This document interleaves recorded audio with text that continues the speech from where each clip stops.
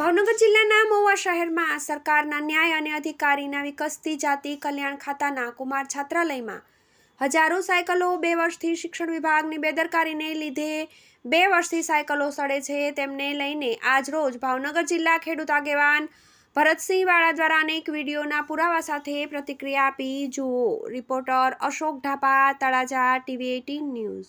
મારું નામ વાળા ભરતસિંહ પોપટભા, પ્રદેશ પ્રમુખ ખેડૂત કલ્યાણ સંગઠન.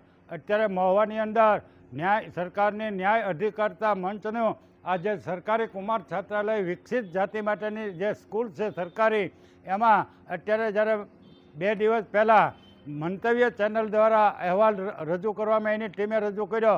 એના અહેવાલના પડઘા પીડ્યા અને જ્યારે અમને જાણવા મળ્યું ત્યારે અમે અહીં જોવા આવ્યા તો અત્યારે હજારોની સંખ્યામાં 2023ની સાયકલો અહીંયા છે.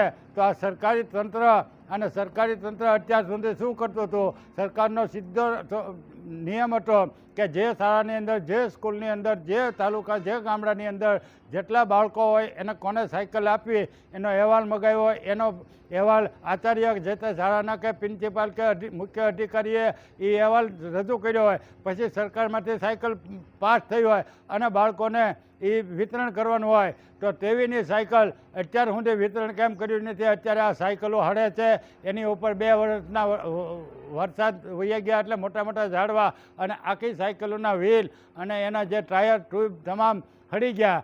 એટલે આ સરકારને અને આખા શિક્ષણ વિભાગની ઘોર દરકારી છે. મંતવ્ય ચેનલે જ્યારે આ અહેવાલ રજૂ કર્યો અને એની ટીમ જ્યારે અહીંયા આવી ત્યારે એના પડઘા એવા ઘેરા પીડ્યા છે કે અત્યારે મહુવા, ભાવનગર અને ગાંધીનગર સુધીનું શિક્ષણ વિભાગ ક્યાંક ને ક્યાંક હરકતમાં આવ્યું છે અને આ બધું છુપાવવાની કોશિશ કરે છે. પણ આ વિડીયો મોટો, આ કાંઈ પૈસા તો નથી કે સુટકેસમાં નાખીને વ્યા જાય. એટલી બધી હજારોની સંખ્યામાં સાયકલ છે જેની કિંમત કરોડો રૂપિયા થવા જાય. એટલે આ કરોડો રૂપિયાનો ભ્રષ્ટાચાર ક્યાંક ને ક્યાંક શિક્ષણ વિભાગમાં હાલે છે. હવે આ સરકારમાં કયા વિભાગને નીતિમત્તાવાળું ગણવું એ જ એક અગત્યનું મૂંઝવણ ભેળો પ્રશ્ન છે. જ્યાં જોવો ત્યાં ભ્રષ્ટાચાર, ભ્રષ્ટાચાર, ભ્રષ્ટાચાર. ભાજપના રાજમાં બસ ભ્રષ્ટાચાર સિવાય બીજી કોઈ વાત નથી. એટલે આ સાયકલનું જો અઠવાડિયાની અંદર નિરાકરણ નહીં આવે તો પાછો અમને તમામ ચેનલોને લાવી અને અહીંયા આ રજૂ કરજો અને આ પ્રજાને ન્યાય મળે. ન્યાય અધિકારતા મંચની સંચાલન નીચે ચાલતી આ સ્કૂલ છે. ત્યાં જો આવો મોટો ભ્રષ્ટાચાર થતો હોય તો બાકી બીજી સ્કૂલમાં અને પ્રાઇવેટ સ્કૂલમાં કેટલો થતો હોય છે એ તો ઈશ્વર જાણે.